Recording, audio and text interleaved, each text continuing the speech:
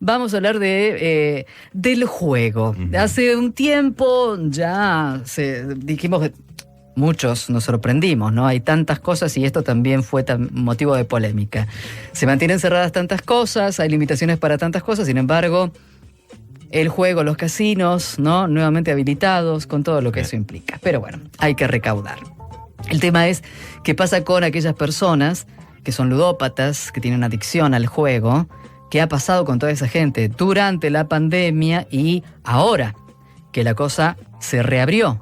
¿Se vuelve? ¿No se vuelve? Que se juega a través a través de internet, como me dice Matías Barrios, ¿no? Se cambia una adicción por otra, andás a ver. Para eso la vamos a contactar ya, está en línea Débora Blanca, que es psicóloga, es especializada en ludopatía, que es directora de Lazos de Juego. Decime bien, Débora, si tengo, pues se me borra acá un poco la información. Lazos en Juego, ahí está. Débora Blanca, buenos días, gracias por tu tiempo aquí en Picada Continental. ¿Cómo estás? Hola, buenos días. ¿Cómo les va? Un gusto. Igualmente, Débora, muchísimas gracias por este tiempo. Bueno, sos especialista en todo este tema del juego. Me imagino que habrás visto y habrás tenido consultas por demás a lo largo de toda esta época de pandemia. ¿Cómo fue? ¿Cómo transcurrió este tema con aquellos adictos al juego? Y después hablamos de lo que comenzó a pasar con la apertura de los casinos y salas. Bueno, sí, a ver... Ciertamente el tema de la pandemia, fue traumático, ¿no? La pandemia, el COVID, tuvo la dimensión de un trauma para todos, no solo para los ludópatas. Un trauma es eso que sorprende, que a uno lo sorprende, que uno no estaba preparado, que uno no deseaba eso y de repente uno tiene que encontrar las herramientas y los recursos internos para responder a esa situación. Entonces, cada uno... fuimos y vamos respondiendo a esta situación de pandemia de una manera distinta. El primer tiempo, los primeros meses de pandemia y de cuarentena, fue muy difícil para todos nosotros. No porque lo haya dejado de ser, pero bueno, al principio hubo que acomodar la cabeza, ¿no? A todo lo que eso implicaba, desde el barbijo, el cambio de todas las escenas cotidianas, la reconfiguración de la vida, del trabajo, del estudio. Entonces, ¿qué pasó con los ludópatas, ¿no? Con los adictos al juego? Y en todo caso, especifico que hablo de los jugadores presenciales, porque vos recién decías, ¿no? Quienes, quizás jugaron virtualmente, o sea, que apuestan online. En la Argentina, en nuestro país, la mayoría de los jugadores todavía hay una mayoría de juego que es presencial, o sea, personas que van a las salas de juego, a los bingos, a los casinos a jugar. En otros países donde el juego online existe y está legalizado desde hace más años, hay muchas más personas quizás que juegan online, ¿sí? Sí. Acá todavía el juego es presencial. Entonces, ¿qué pasó? Bueno, viene la pandemia, viene la cuarentena, el cierre de las salas de juego, y ahí se arma una diferencia sustancial entre las personas, los ludópatas, que ya estaban en tratamiento previo al COVID y venían trabajando, ¿no? Elaborando lo que les pasaba con el tema del juego, por qué se dañaban de esa manera, ¿no? Porque el adicto se daña y daña a las personas que quiere, entra en un circuito de pérdida, de destrucción. Entonces, quien estaba en tratamiento previamente al COVID, sí pudo y aceptó, porque esto también fue todo un desafío, seguir el tratamiento virtual. Pensemos que pasamos de los consultorios de las instituciones a los tratamientos desde casa.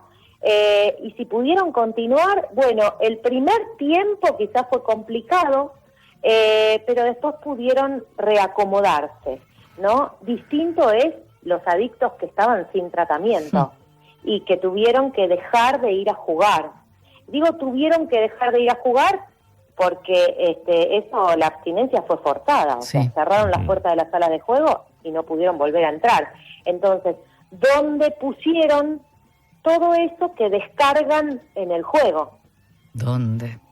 ¿No? Ese es el punto. Mirá, lo que nosotros veíamos desde los tratamientos es que muchas personas imposibilitadas de ir a jugar, empezaron a fumar mucho más o volvieron a fumar. En general las adicciones están combinadas, ¿sí? La ludopatía es una adicción comportamental. Las adicciones comportamentales no son adicciones a sustancias directamente, como el tabaquismo, el alcoholismo, la adicción a la cocaína, la marihuana, etcétera, sino a un comportamiento. Ahí entran la ludopatía, las compras compulsivas, la adicción al trabajo, a todos los dispositivos tecnológicos, los chicos que juegan mucho la Play y tienen un consumo excesivo. Todas esas son consideradas adicciones comportamentales, ¿no? Entonces, suelen estar combinadas. Los ludópatas en cuarentena empezaron a fumar mucho más, a tomar más alcohol, a hacer compras innecesarias por internet, porque como lo único que se podía hacer era desde casa, virtualmente, bueno, empezaron a comprar cosas innecesarias, a comer mucho más, muchas peleas familiares, ¿no? Todo eso empezó a pasar en abstinencia. Sí, muchos dirían es peor el remedio que la enfermedad, aunque estamos hablando igualmente. Exactamente. Esa es una frase muy interesante a la hora de hablar de las adicciones, con pandemia o sin pandemia. Sí. Pero esa frase, ¿no?, del remedio y la enfermedad y que es peor, es muy atinada cuando se piensa lo que le pasa a un adicto. Sí. El ludópata es por lo que la descripción que estaba haciendo recién, es el que más combina, digamos, otras adicciones. O sea, no es puramente ludópata, porque por allí aquel que tiene una adicción a la cocaína, por allí es solamente eso. Digamos, ¿el ludópata es el que más combina o es algo, digamos, más general a las adicciones? Es bastante común en todas las adicciones. El que consume cocaína en algún momento empieza a necesitar bajar con alcohol, ¿no? El que fuma, es bastante común en todas las adicciones. El ludópata en general fuma, sí, fuma mucho, y cuando vos entras a una sala de juegos ves muchas personas, por ejemplo, no sé si muchos, pero sí varios, con las mochilas de oxígeno, personas con EPOC. Sí. Cuando restringieron el tema del fumar y armaron espacios para fumadores y no fumadores, bueno, bajó mucho la cantidad de personas inicialmente, porque el jugador, si no fuma a la vez, digamos, no tiene el mismo efecto. Claro. Hay una combinación también con el alcohol. Quiero decir también que aumentó muy fuertemente el consumo de psicofármacos durante la cuarentena. Sí, claro. No, eso también, ¿no? Porque los psicofármacos como medicamentos que los médicos dan en ciertas circunstancias, también se puede armar un consumo excesivo y una esclavitud respecto de los psicofármacos. Claro, ahora te voy a preguntar acerca específicamente de los tratamientos, ¿no?, para ludópatas, y qué fue lo que pasó, si en líneas generales hubo más gente que se recuperó o que pudo, básicamente los que ya estaban en tratamiento, o se produjo un desbarajuste total y todos aquellos ludópatas de pronto comenzaron a tener otro tipo de adicciones, como recién mencionabas, y ahora vamos por este camino que también tenemos que ingresar en un nuevo tratamiento, en decidir hacer un tratamiento con todo lo que eso implica, ¿no? Con todo el esfuerzo que requiere poder intentar salir de una adicción, cualquiera sea. Sí, totalmente. Sabés que por eso a mí me parece muy importante tener en cuenta ahí la diferencia que arma el que estaba en tratamiento previo y lo sostuvo, y los tratamientos en las adicciones en general involucran a la familia. Es decir, se trabaja con el adicto, pero se trabaja con la familia, con el entorno del adicto, porque no es solo la cuestión del adicto. El adicto es el que está intoxicado de juego, de alcohol, de cocaína, de lo que es el que está directamente intoxicado, el que depende de eso. Pero el entorno, la familia, la pareja, los convivientes, también arman situaciones en donde a veces la adicción también es una especie de remedio. Muchas veces, no sé, los maridos o las parejas de las ludópatas, cuando ellas empiezan a abstenerse y tal vez están un poco más ansiosas, ¿no?, o más demandantes, lo que le dicen es, anda un ratito al bingo. Sí, así te calmas. Claro. Exactamente. Sí. Ojo, porque por eso trabajamos también con las familias. Yo a veces cuento una situación de un paciente de hace mucho tiempo, que muchos años jugando, una persona muy joven, pero muchos años de juego, le costaba muchísimo dejar de jugar, empezó tratamiento y al poquito tiempo era el Día del Padre.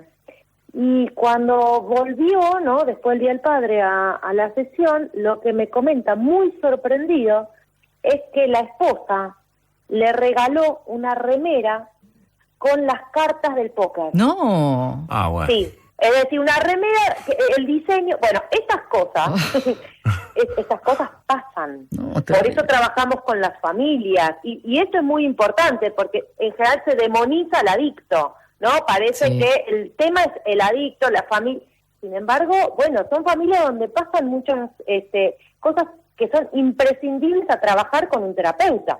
Y Débora, decime, ¿hay más mujeres que hombres ludópatas? ¿Cuál es el rango de edades? ¿Quiénes son los que más se acercan para tratar de sobrellevar esta situación y salir de esta adicción? Está bastante emparejada ahora la cantidad de hombres y de mujeres que juegan.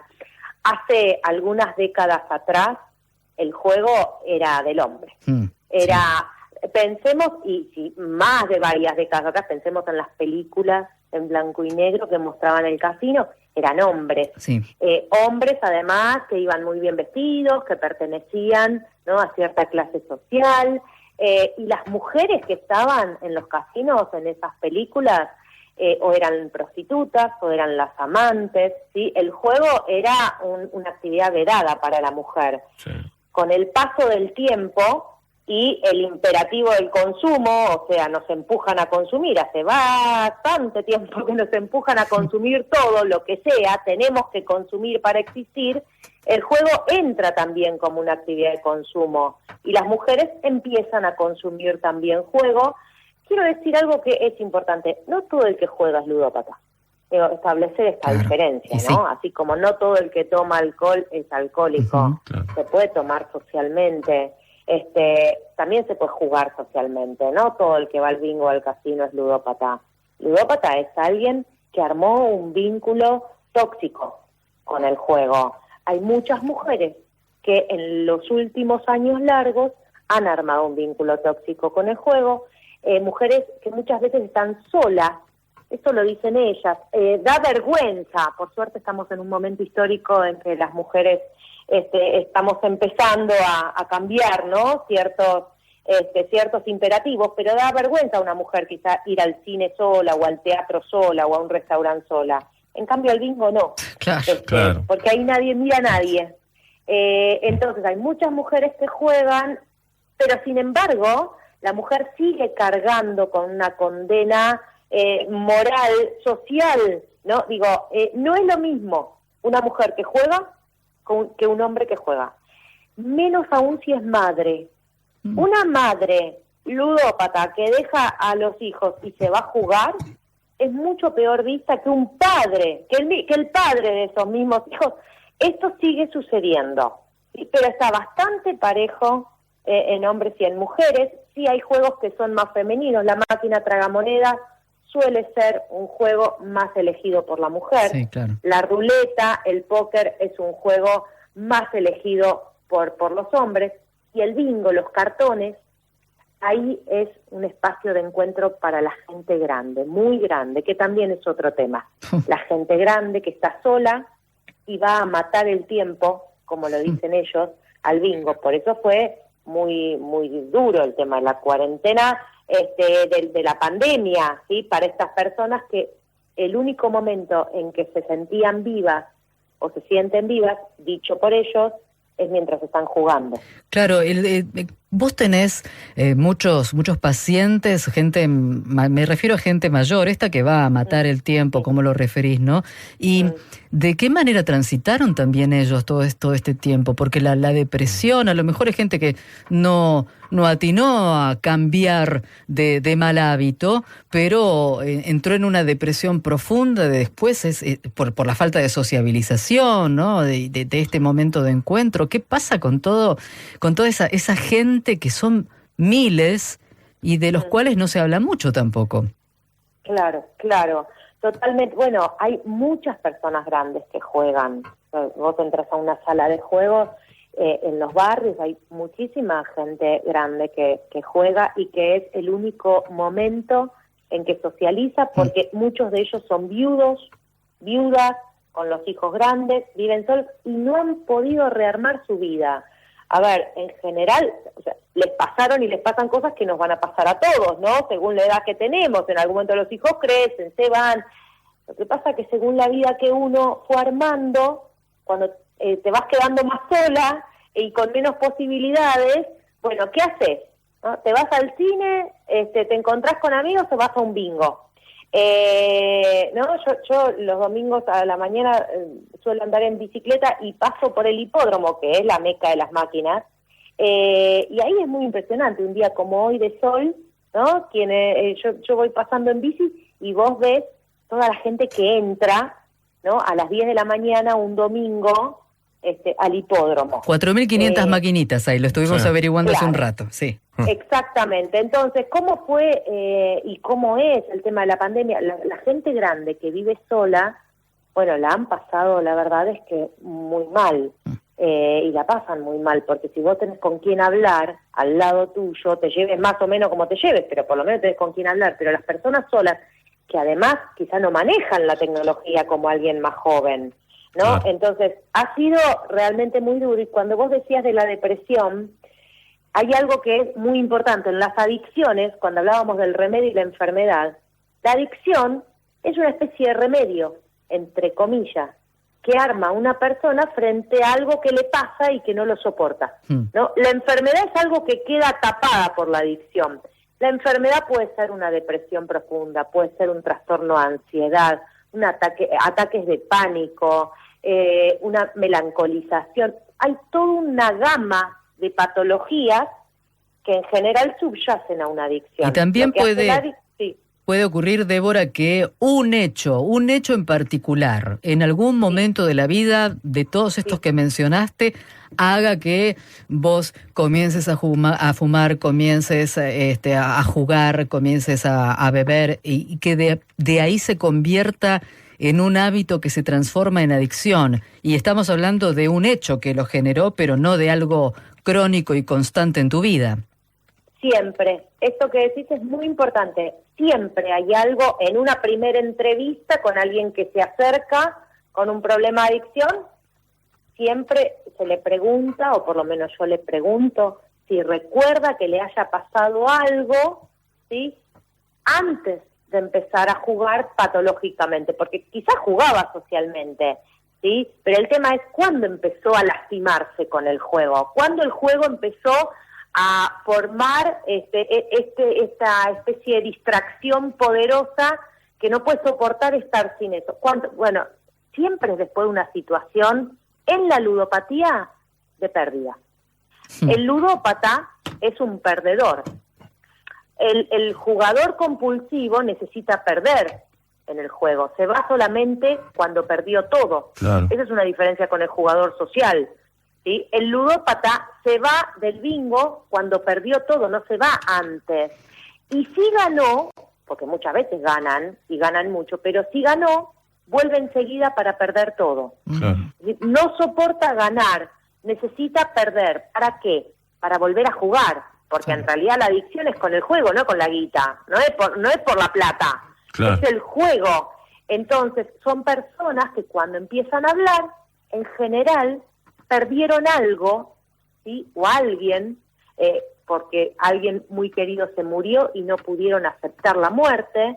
Hay personas que van al bingo con un objeto significativo de esa persona que murió. Había alguien que iba con la media del marido, por ejemplo, el marido se había muerto, ¿sí? Sí. Y llevaba la media, y con esa media tocaba en la pantalla de la máquina tragamonedas, que era una manera de llevar al marido. Y esto ocurre muchísimo. En las máquinas ponen fotos de nietos que se murieron por enfermedades, por accidentes. Hay mucha soledad, mucha muerte, ¿sí? Entonces, siempre hay una situación que llevó a que alguien empiece a esclavizarse con algo y no poder salir de eso. ¿Qué tan importante es que uno identifique cuál es esa causa para poder sanarse? Es fundamental, es fundamental. Igual te diría, no alcanza, porque es muy trabajoso recuperarse de una adicción. Por eso se dice que un adicto se recupera y no se cura. Sí, Habrán claro. escuchado, ¿no? Sí, Decir sí, esto, sí. que no hay cura para las adicciones porque es un terreno muy resbaladizo.